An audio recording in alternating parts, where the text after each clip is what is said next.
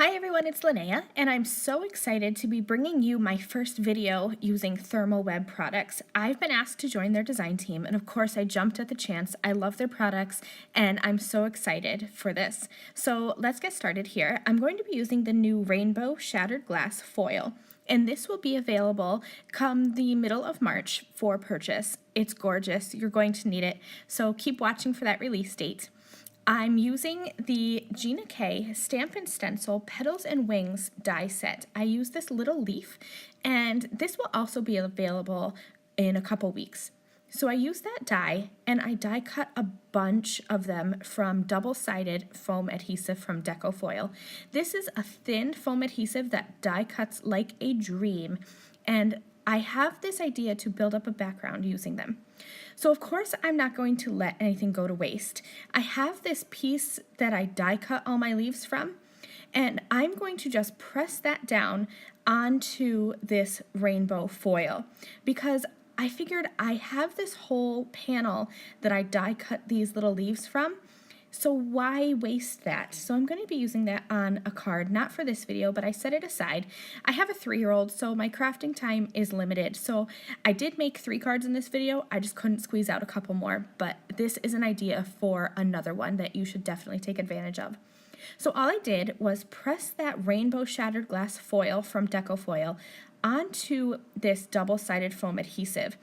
And I'm just peeling it back slowly, and you can see here I missed just a couple areas where I could peel off that whole backing sheet, I thought in one piece, but these little areas kind of snagged a little bit, but no worries. I just went back in, removed that backing, and I'm making sure to press this foil into the piece really well.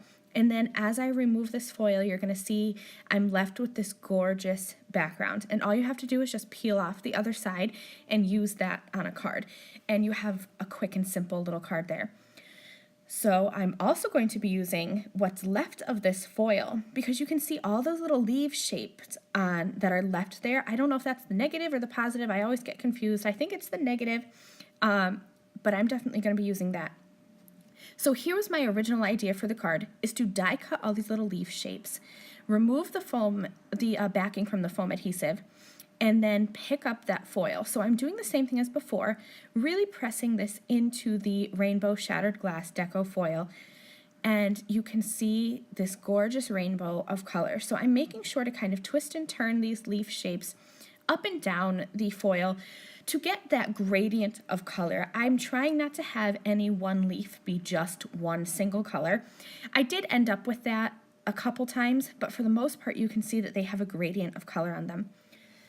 So I have an A2 sized card, and I have laid out these little foam die cuts the way that I want them to be. And you guys, I'm going to tell you this foam adhesive from DecoFoil, they don't mess around. This is super sticky. These die cuts are not going anywhere. But that being said, the first time I removed that backing, it stuck to my fingers quite a bit. So I'm wising up here, and as I remove the backing, I'm only removing a little bit. And then I'm going to hold the die cut where the adhesive is not showing and stick it down, and then just pull back the backing little by little. That way my fingers don't get stuck, because I was finding I was kind of stretching the die a little bit, and I'll cover that up later. But that first one, I kind of stretched it so that it wasn't the exact true to form shape. So you can see there, all I did was just remove that backing as I was laying the die cut down onto my card. So like I said, I'm going to be using this negative space from where I took that large foam piece and adhered the foil to it. This is what's left behind, and it's gonna be kind of hard to do anything with this, but I certainly wasn't gonna throw it in the garbage. So I have this iCraft with ThermOWeb Ultra Bond adhesive. This is my first time using this adhesive, so I didn't know how it was going to perform, but it is super strong and it is so crystal clear. This is my new go-to glue. I love it because I was afraid that it was going to squeeze out onto the clear areas where the foil wasn't, and it was going to show, and it doesn't. I actually went back after I glued this down onto my A2 card. Once I thought it had dried, I was finding that the edges were peeling up, and kind of leaving little bits of that foil behind. So I went with that Ultra Bond adhesive, stuck the little pointy tip underneath the edges, and went all the way around, even where it is clear and you cannot see this adhesive. So that's super awesome. Okay, so once again, I have the Gina K Designs Petals and Wings stamp set.